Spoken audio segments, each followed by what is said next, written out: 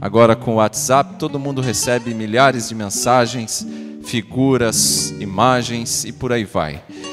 E esta Páscoa que se fala por aí, ela está muito divorciada da Páscoa bíblica. A Páscoa bíblica não tem nada a ver com ovos, com chocolate, muito menos com coelho. Nós vamos ver então o que a Bíblia nos fala a respeito da Páscoa. Nosso desejo nessa noite é que você saia com a instrução precisa da palavra de Deus sobre a Páscoa e que estes ensinamentos nós possamos aplicar no nosso coração, aplicar na nossa vida. Capítulo 12, verso 1 ao 14, acompanhe aí na sua Bíblia. O Senhor disse a Moisés e a Arão no Egito: este deverá ser o primeiro mês do ano para vocês. Digam a toda a comunidade de Israel que no 10º dia deste mês, todo homem deverá separar um cordeiro ou um cabrito para a sua família, um para cada casa. Se uma família for pequena demais para um animal inteiro, deve dividi-lo com seu vizinho mais próximo, conforme o número de pessoas e conforme o que cada um puder comer. O animal escolhido será macho de 1 ano, sem defeito, e pode ser cordeiro ou cabrito.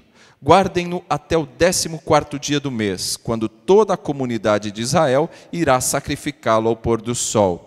Passem então um pouco do sangue nas laterais e nas vigas superiores das portas das casas nas quais vocês comerão o animal. Naquela mesma noite comerão a carne assada no fogo, com ervas amargas e pão sem fermento.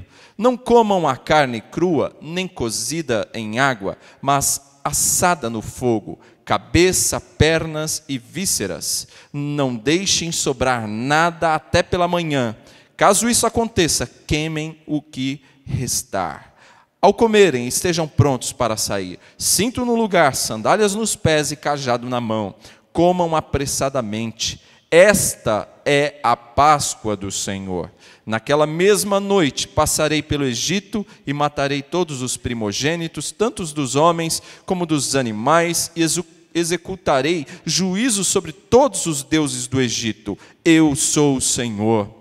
O sangue será um sinal para indicar as casas em que vocês estiverem.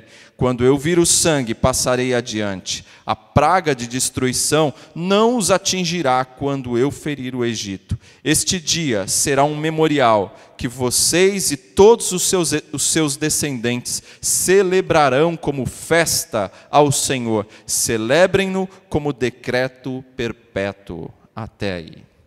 Então, nós acabamos de ver aqui o que é a Páscoa. Páscoa não tem nada a ver com isso que a gente recebe aí no Facebook, nos WhatsApp da vida. Não. Páscoa é um acontecimento na história do povo hebreu. Nós não lemos o capítulo 11, mas se nós voltássemos um pouquinho e verificássemos o capítulo 11, nós veríamos que o momento em que a Páscoa é instituída, ela é celebrada pela primeira vez. Ela se dá exatamente após a 10ª praga. A 10ª praga é exatamente esse acontecimento. O acontecimento da libertação do povo de Deus, do povo hebreu. Irmãos, a história nos conta, a história bíblica, que Deus fez uma aliança com um homem chamado Abraão.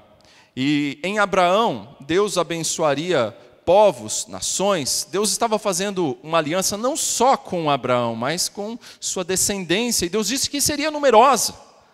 Embora Abraão já fosse velho e sua esposa também não tivessem filhos ainda. Mas Deus é fiel ao que Ele promete. E Deus cumpre. E Abraão então vai ter Isaque. Isaque vai gerar Jacó. E Jacó vai ter 12 filhos. E a partir destes 12 filhos de Jacó, que nós vamos ter as 12 tribos de Israel. Ali o povo começa a crescer. E nós sabemos, e porque já estudamos aqui a história de José, um destes 12 filhos de Jacó. ele, por uma providência divina, vai ser levado ao Egito. E num momento de grande crise, grande fome, onde só lá no Egito tinha comida. Os seus irmãos que o haviam vendido e achavam até que ele já estivesse morto, têm que buscar alimento no Egito.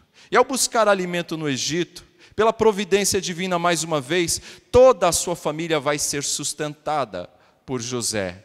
E o texto bíblico nos conta em Gênesis que toda a família de José, toda a família de Jacó, seu pai, que tinha ali em torno de 70 pessoas, saem de onde moravam e vão morar no Egito.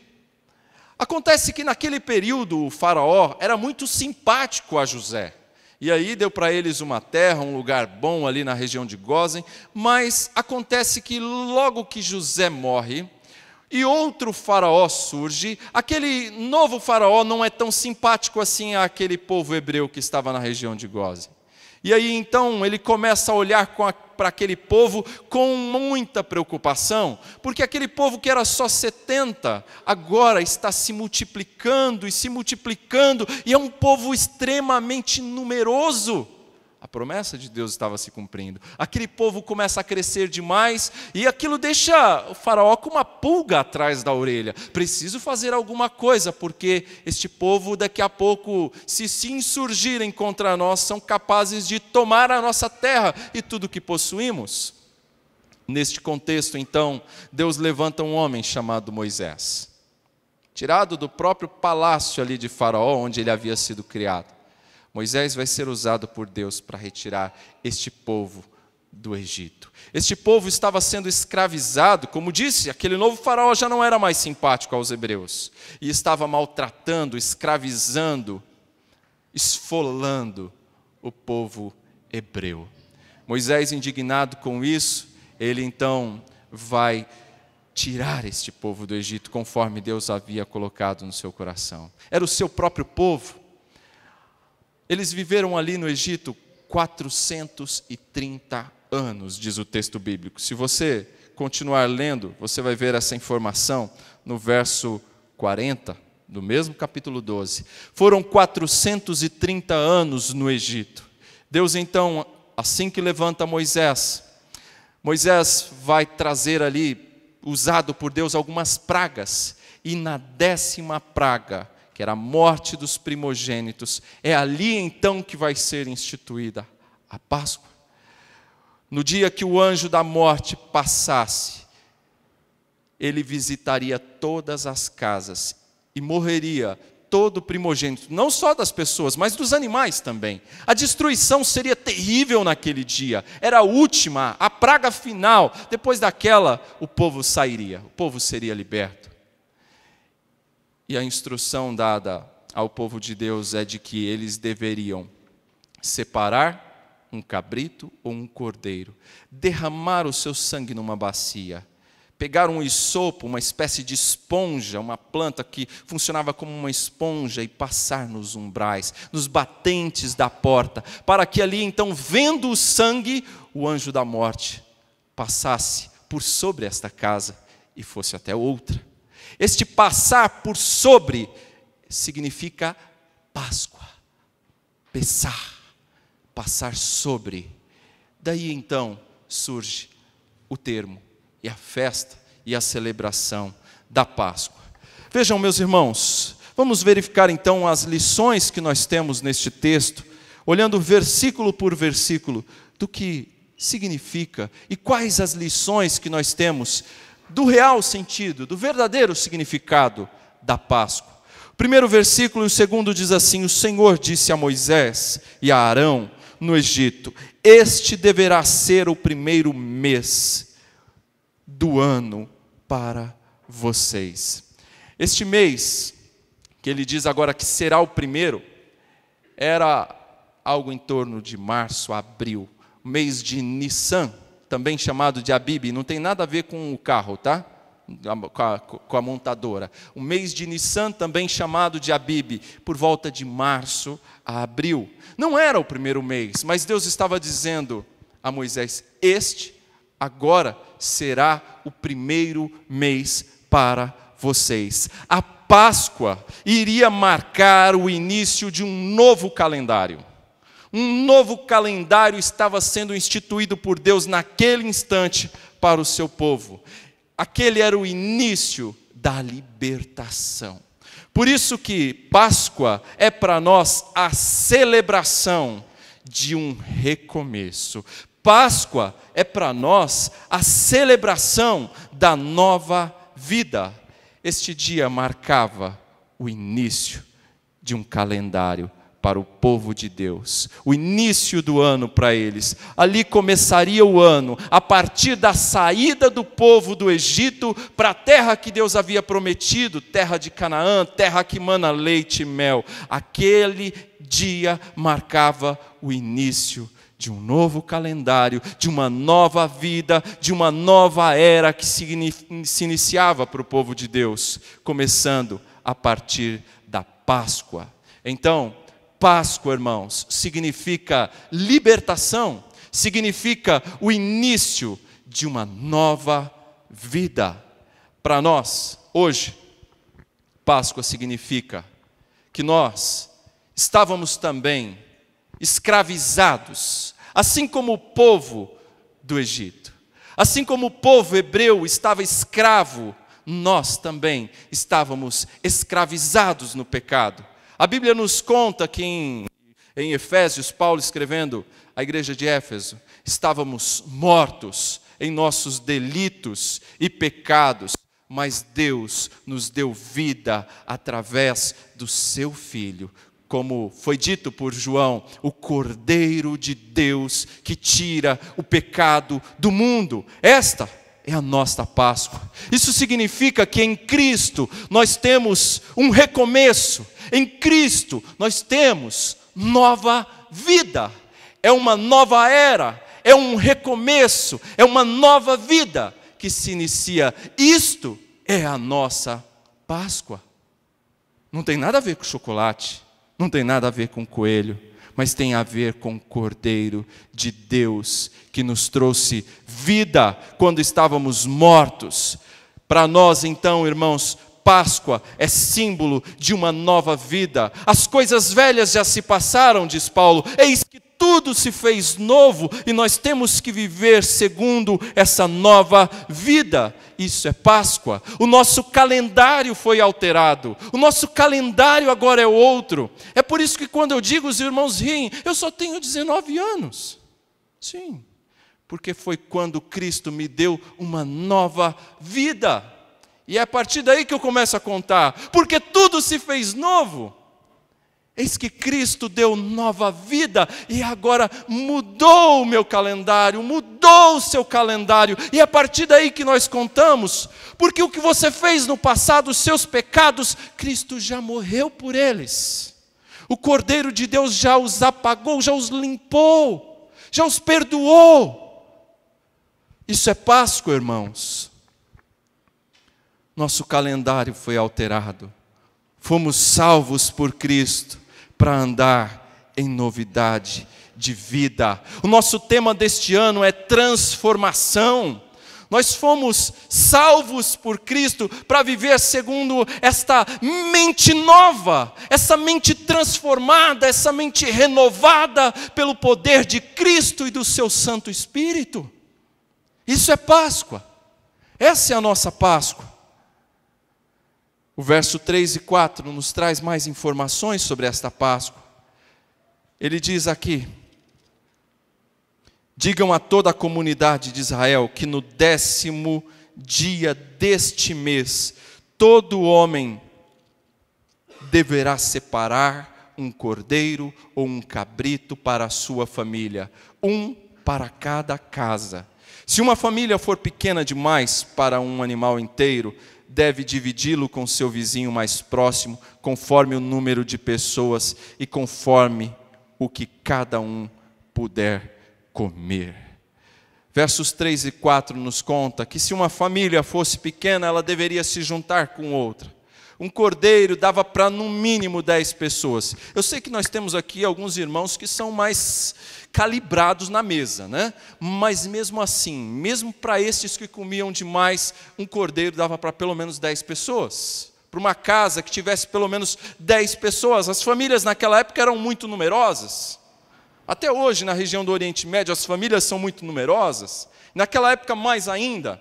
E para cada casa um cordeiro. Se uma família fosse pequena, ela deveria se juntar a outra e ali comerem juntos no mesmo local, na mesma casa, no mesmo recinto, comerem juntos, celebrarem juntos a Páscoa. Ou seja, o animal não deveria ser sacrificado por uma só pessoa, mas era por um grupo, era por uma família, talvez por algumas famílias, mas não por uma só pessoa. Isso traz para nós um ensinamento muito importante, irmãos. Isso aponta para o fato de que o sacrifício de Cristo não foi para salvar uma só pessoa. O sacrifício de Cristo foi para salvar a sua igreja, o seu povo, como está lá em Apocalipse, o texto que nós acabamos de ler em Apocalipse 5, versos 9 ao 13, que foi para resgatar povos, línguas, nações, raças. Foi para isso que o cordeiro foi imolado. A Páscoa não é para um individualmente, mas é para um grupo, é para a sua igreja. O texto nos deixa claro isso. Se a família fosse pequena, outras deveriam ser juntadas, conforme o que cada um pudesse comer, evidentemente, mas sempre um número grande. A Páscoa, irmãos, é para ser celebrada pela igreja. A Páscoa marca a libertação da igreja, do povo de Deus. O verso 5 nos conta ainda: o animal escolhido será macho de 1 ano, sem defeito, e pode ser cordeiro ou cabrito. O que o verso 5 nos traz de tão importante é que esse sacrifício, o animal que deveria ser sacrificado, seja ele um cordeiro, preferencialmente um cordeiro, ou um cabrito, ele deveria ser macho de 1 ano, sem defeito. Irmãos, o que a Bíblia nos conta a respeito de Jesus? Que Jesus é o Cordeiro Pascal. Ele é o sacrifício oferecido por nós. Quando João olhou para Jesus, João não teve dúvida, João olhou e disse: eis o Cordeiro de Deus que tira o pecado do mundo. João olhou e disse: aquele sim é o Cordeiro, ele é perfeito. Como o presbítero Samir bem destacou hoje pelo culto de manhã, eu não sou digno de sequer desatar-lhe as sandálias. O que importa é que ele cresça e que eu diminua. Ele é o Cordeiro e não eu.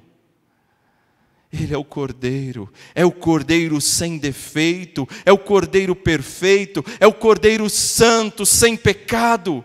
E Jesus foi assim, Jesus se fez assim. Cordeiro macho, homem, era necessário que fosse homem, para saber o que é padecer, sentir as nossas dores, se comunicar conosco. Havia necessidade de que o Cordeiro de Deus se fizesse como um de nós, fosse homem como nós somos, sentir o que nós sentimos. Nós ouvimos aqui no culto das 7 palavras, Jesus sentiu sede, porque era homem como nós, sujeito às mesmas dores e aflições. Meus irmãos, a cruz doeu em Jesus como doeria em qualquer um de nós. Não doeu menos em Jesus os pregos, a coroa, as bofetadas, as cusparadas, tudo que Jesus sofreu não doeu menos nele, porque ele era Deus e ele continuou sendo Deus, mas ele era homem. E doeu nele tanto quanto doeria em mim e você. Era necessário que o Cordeiro fosse homem, da mesma matéria que nós, para padecer no nosso lugar, para pagar pela nossa culpa, porque o pecado reclama sangue, para pagamento. A Bíblia nos diz em Romanos, nós vamos chegar lá nesse texto, interrompemos por um tempo Romanos, já voltamos. Ela nos diz que o salário do pecado é a morte. Todos aqueles que pecam merecem morte. Mas para que não recebamos morte, alguém tem que pagar esta dívida. Alguém tem que pagar este salário. E Jesus pagou. E só Ele poderia pagar. Sabe por quê? Porque esse cordeiro tinha que ser santo, sem pecado, preparado. E Jesus foi o único. Foi o único que foi tentado em todas as coisas e nunca pecou. Desde pequeno Jesus é tentado. Desde os 12 anos nós vemos Jesus no templo. E não pensem ali que os fariseus olhavam para Jesus com carinho. Na cruz Jesus é tentado. Durante todo o seu ministério Jesus é tentado. E ele não pecou. Nós vimos aqui mais uma vez no culto das 7 palavras. Os bandidos do lado de Jesus, os criminosos, tentam a Jesus.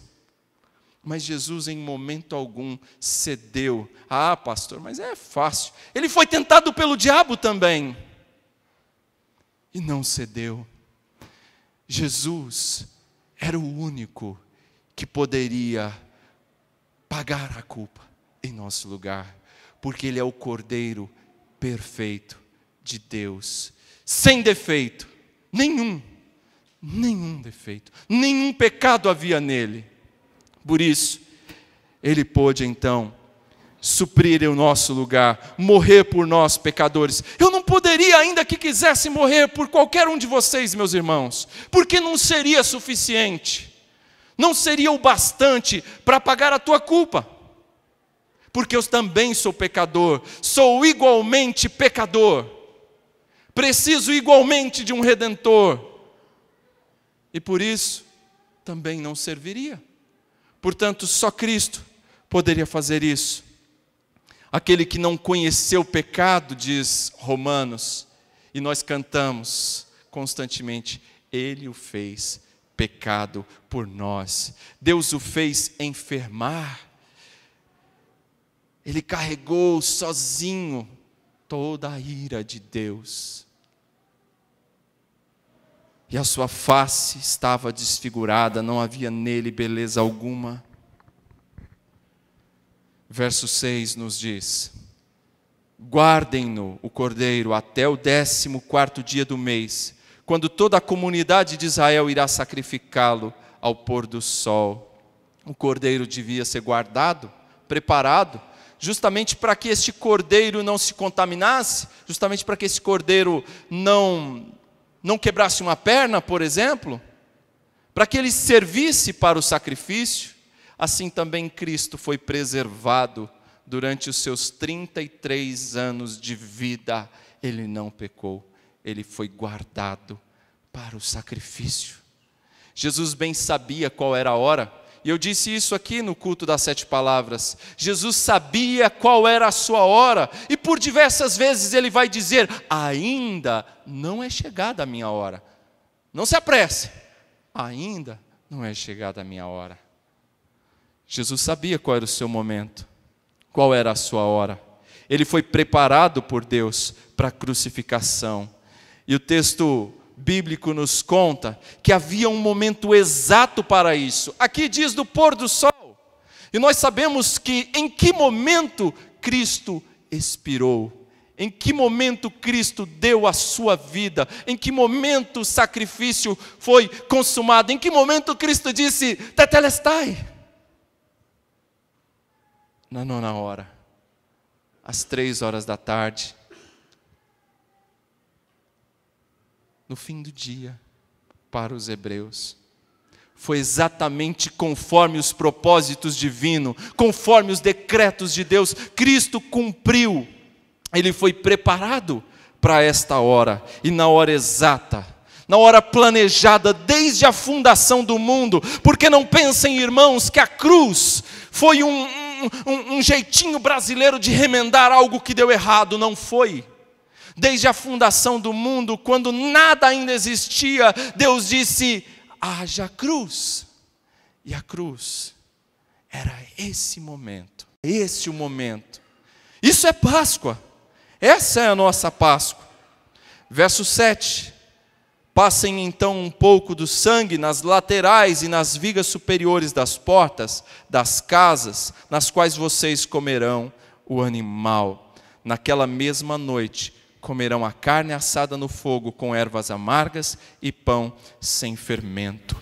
O sangue vos será por sinal. Passem um pouco de sangue nas ombreiras, nos batentes. Se a porta não tiver batente, passe em volta da entrada da porta, porque o anjo da morte, o anjo do Senhor vai passar, e na casa em que não houver o sangue por sinal, haverá morte.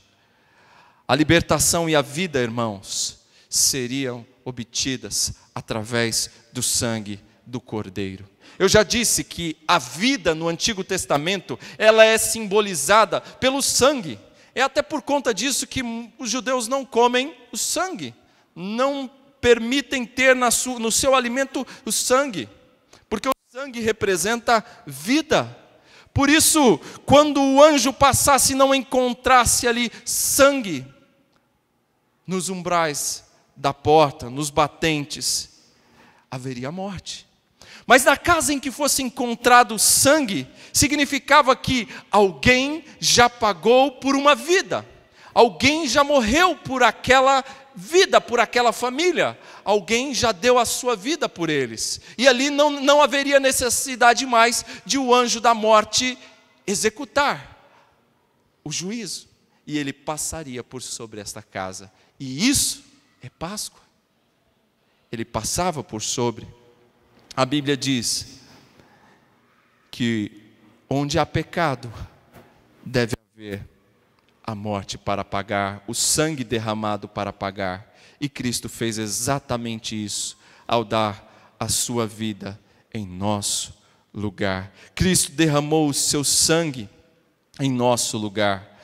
Depois disso, o texto diz que o animal, ele deveria ter o seu sangue retirado, as portas todas manchadas com sangue, passado sangue pelas portas, pelos batentes da porta, e depois disso, o que deveria ser feito com o animal? O texto diz: depois vocês comerão o animal.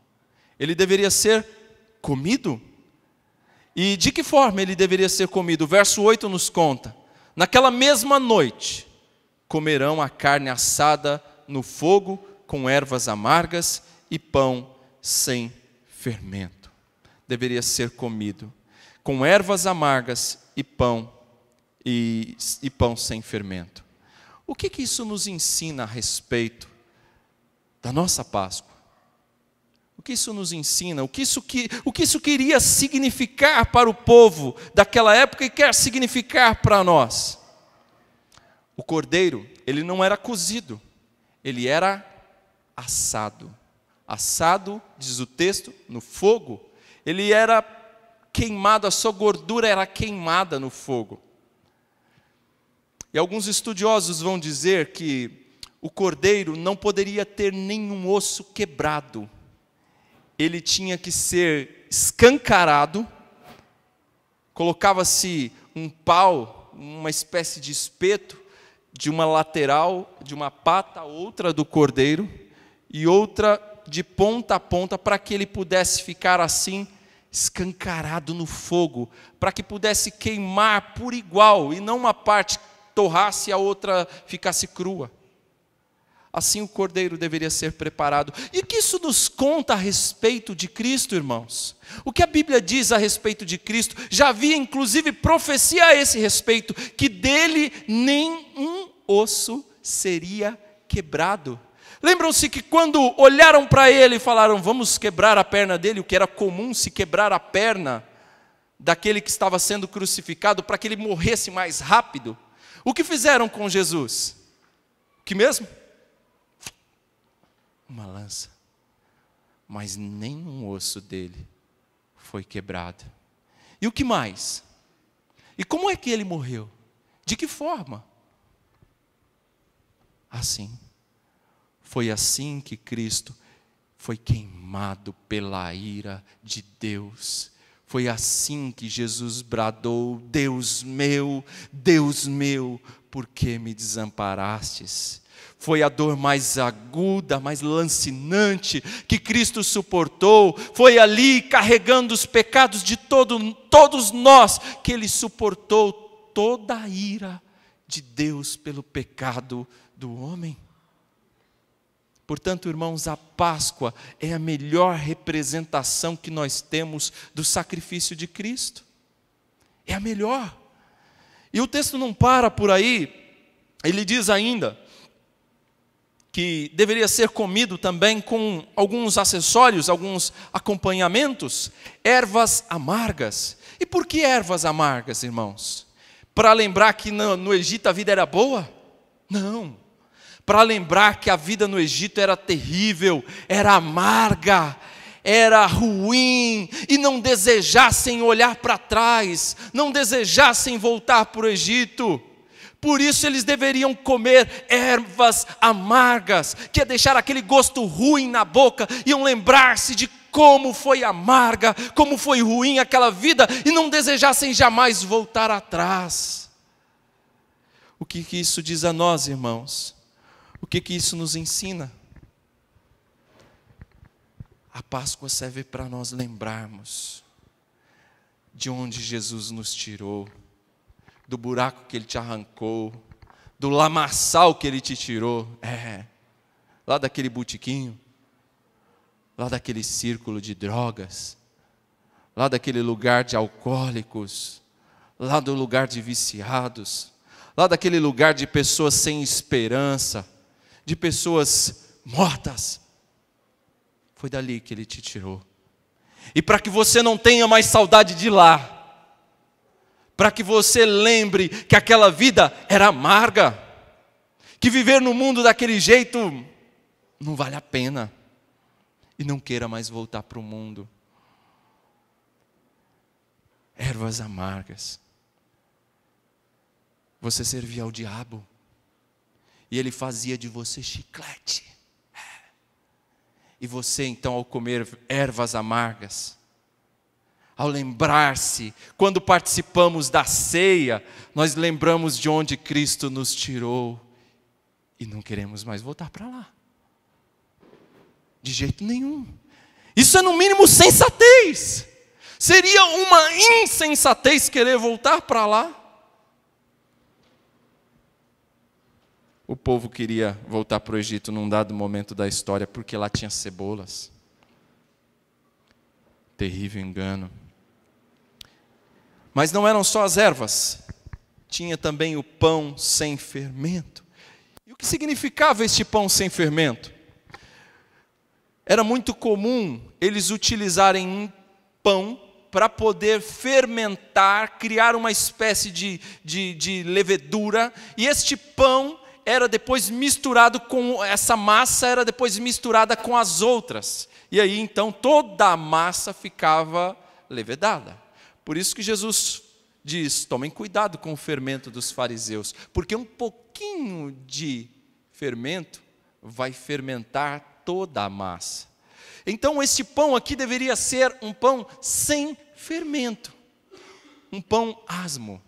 O que isso significava? Era um pão que não foi levedado, não deu tempo de ser levedado, foi uma massa preparada ali, aquela ali de 10 minutos, porque a criança vai para a escola e o bolo tem que ficar pronto. Foi assim. Ou seja, às pressas. A Páscoa tinha que ser comido apressadamente. Não dava tempo de esperar o pão fermentar. Não dava tempo de esperar, tinha que ser rápido. E não tinha que misturar com o outro que já foi levedado. Ou seja, era um pão puro, sem mistura. O que isso quer dizer, irmãos? O que isso significa? O que isso traz de ensinamento para nós? O que isso quer dizer? É que tem que ser puro. Foi separado. A nossa Páscoa implica também em santificação. A nossa Páscoa implica em separação. A nossa Páscoa implica também em pureza. Isso é nossa Páscoa. Você foi tirado do mundo, não é para andar igual o mundo anda. O Senhor te libertou dos pecados que você vivia, não para você voltar a cometê-los. O Senhor fez de você igreja, para que você dê o testemunho dEle, e não seu mais. Você não representa a si próprio mais, você representa a Cristo. E você tem sido um bom representante de Cristo? As pessoas olham para você e conseguem enxergar algum resquício de Cristo? Isso é Páscoa. Pão sem fermento, sem mistura, puro. O texto continua. Não comam a carne crua nem cozida em água, mas assada no fogo, cabeça, pernas, vísceras, tudo. Não deixem sobrar nada, até pela manhã. Caso isso aconteça, queimem o que restar. Ou seja, nada do sacrifício, nada do cordeiro, nada do cabrito, se assim o fosse, deveria ser jogado fora. Nada deveria ser desperdiçado. Era para ser comido. Mas e se sobrasse? Queimem. E Deus vai receber como oferta, como aroma agradável diante dele, como a Bíblia nos diz. Mas nada era para ser desperdiçado, não era para ser estocado, não era para guardar para a viagem, era para aquele dia. Isso quer dizer o quê, irmãos? Isso quer dizer que o sacrifício inteiro era aproveitado, nada deveria ser desprezado. O sacrifício de Cristo inteiro foi suficiente. O sacrifício de Cristo inteiro foi aproveitado. Nada do que Cristo fez foi inútil. Nada pode ser desprezado. O Pai recebeu tudo aquilo que o Filho fez. Inclusive, o nosso culto nessa noite só é recebido por causa do Filho, por causa daquilo que Cristo fez. Senão não seria recebido. Não é porque você é bom, não. Não é porque você se acha muito correto. Não é porque você acha que conhece. Eu estou na igreja há 40 anos, pastor. Pois é, não é por isso que Cristo vai receber teu culto, não. É por causa dele, do sacrifício dele, que o Pai recebe. Porque o sacrifício dele é perfeito. O sacrifício dele é suficiente. O sacrifício dele é todo suficiente. E nós não precisamos de mais nada, tão somente do sacrifício dele. Foi por isso que ele disse, tetelestai, está pago, você não precisa pagar mais nada, você não vai precisar acrescentar mais nada. Cristo já fez tudo, e o que ele fez é suficiente. O texto continua, verso 11. Ao comerem, estejam prontos para sair. Cinto no lugar, sandália nos pés e cajado na mão. Comam apressadamente. Esta é a Páscoa do Senhor. Estejam preparados para dar no pé, literalmente. Estejam preparados. É como alguém que sai como eu, todo dia de manhã, atrasado, né? Não sei se tem mais alguém assim, acho que aqui não, né? Os irmãos são mais disciplinados no horário, não saem atrasados de casa. Mas eu é assim, quase todo dia, dá no pé, sandália no pé, sapato no pé, chave na mão, pronto para sair. E mastigando o pão, e a Sara carregando uma baciazinha de pão e bolacha e comendo no carro. Já nem ligo mais. É assim. Deveriam estar prontos para comer apressadamente. Ou seja, a Páscoa mostrava que eles não deveriam esperar mais. Já passaram tempo demais no Egito. Tinham que sair de lá depressa.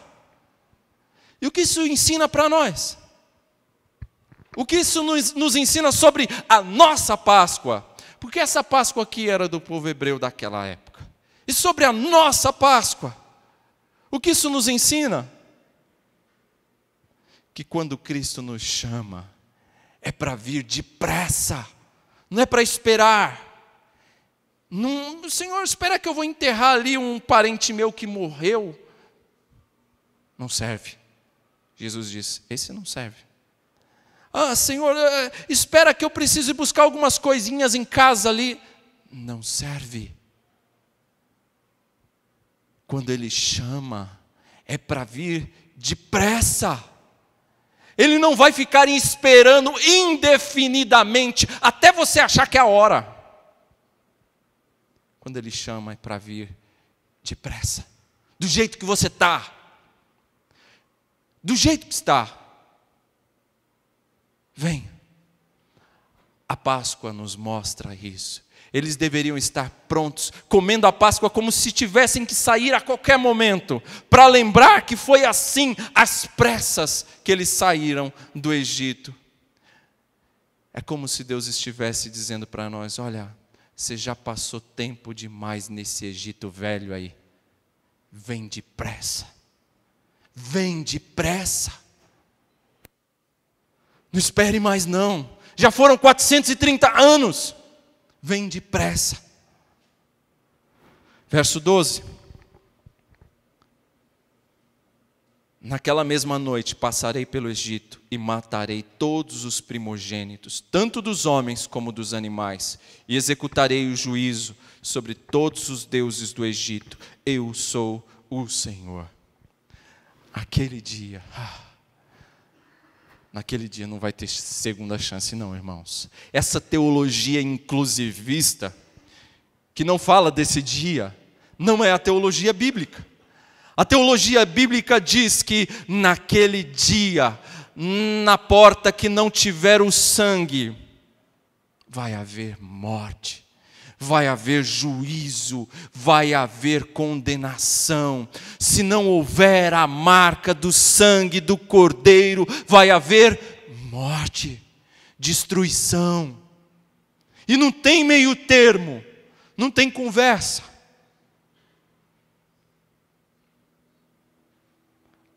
Ai do ímpio, ai daquele que deu as costas para Jesus, ai daquele que viveu do seu jeito no mundo, ai, aquele que não se importou com Deus, aquele que não passava de um religioso, vinha à igreja, mas não tinha qualquer compromisso com o Senhor. No seu dia a dia, ele nem se lembrava mais de nada do que foi falado no domingo para viver. Ai, ai do desviado, ai, ai, vai ser dia de juízo, se não ver o sangue na porta, se não ver o sangue. Eu escrevi no boletim sobre isso, depois você lê lá. Se não vir o sangue, ai, vai ser um dia de juízo ou de libertação.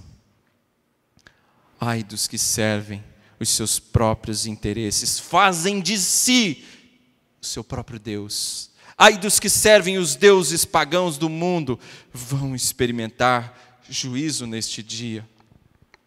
Verso 13. O sangue será um sinal para indicar as casas em que vocês estiverem.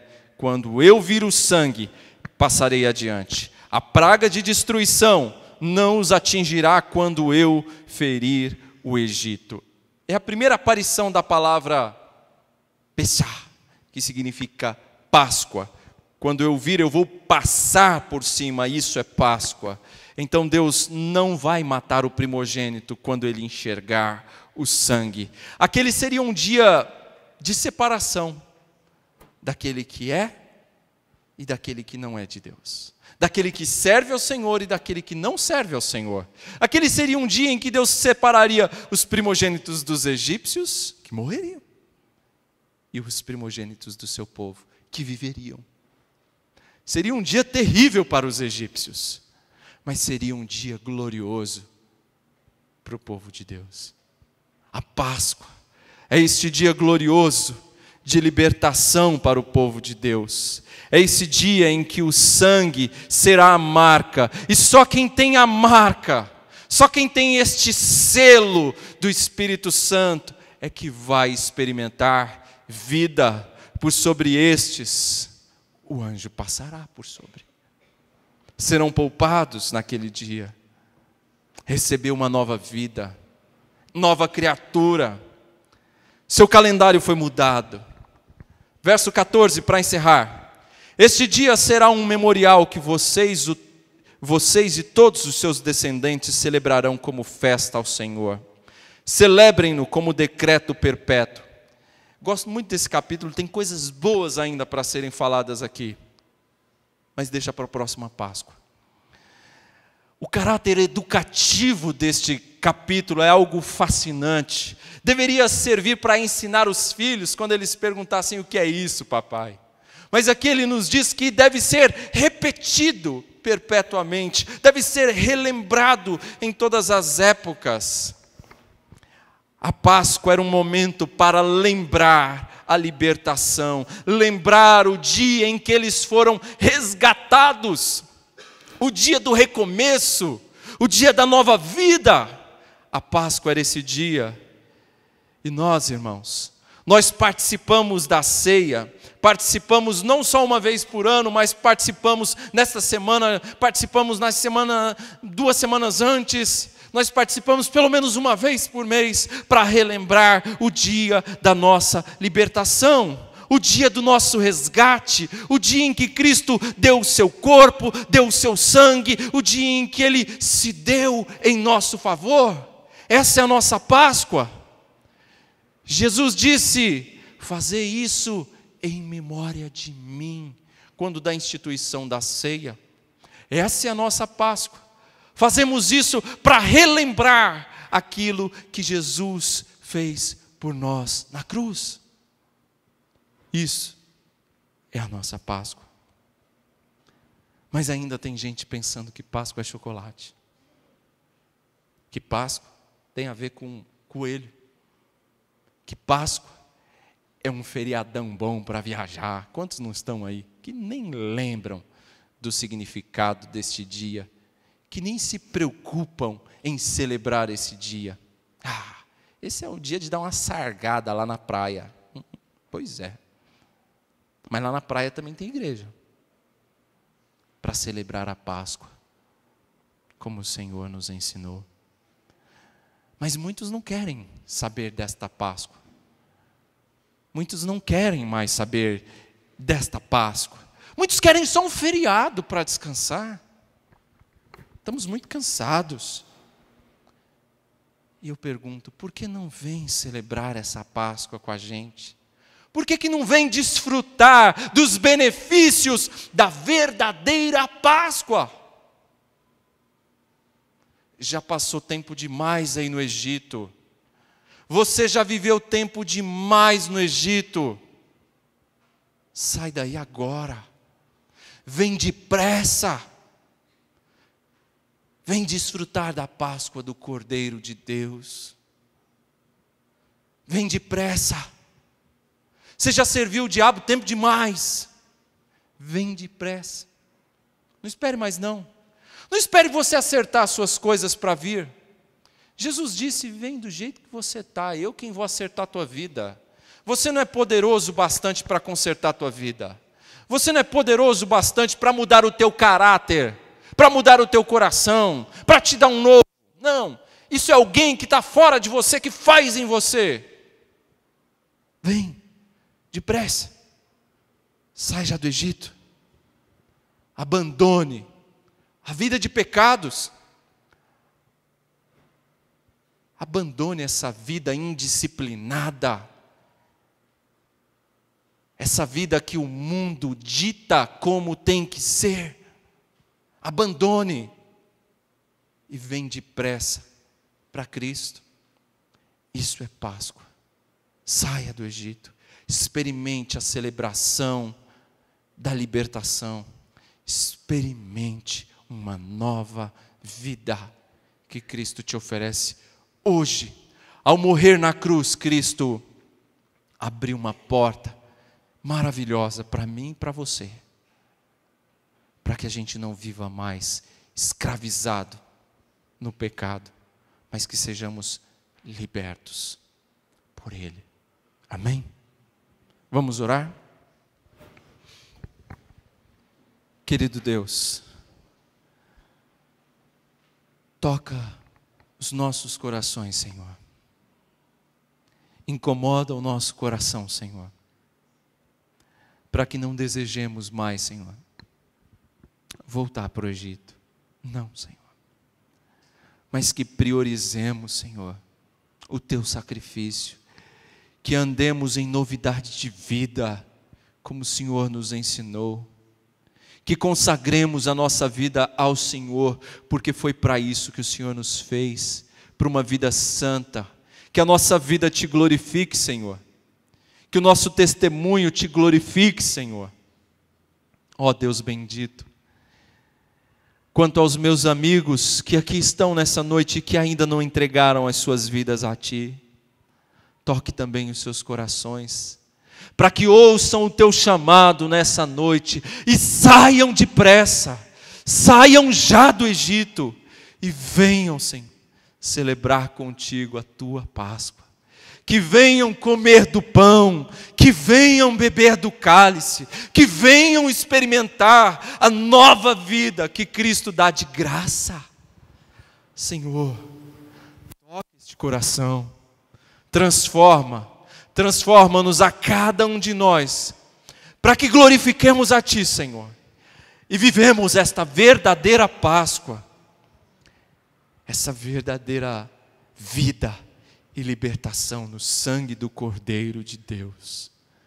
Nós oramos confiados neste mesmo Cordeiro, neste mesmo sangue, neste sinal de sangue, neste selo posto sobre nós. É no nome dele que nós oramos, em nome de Jesus. Amém. Vamos ficar de pé, irmãos, receber a bênção do Senhor. E assim encerramos o nosso culto cantando o Amém tríplice. Recebei a bênção.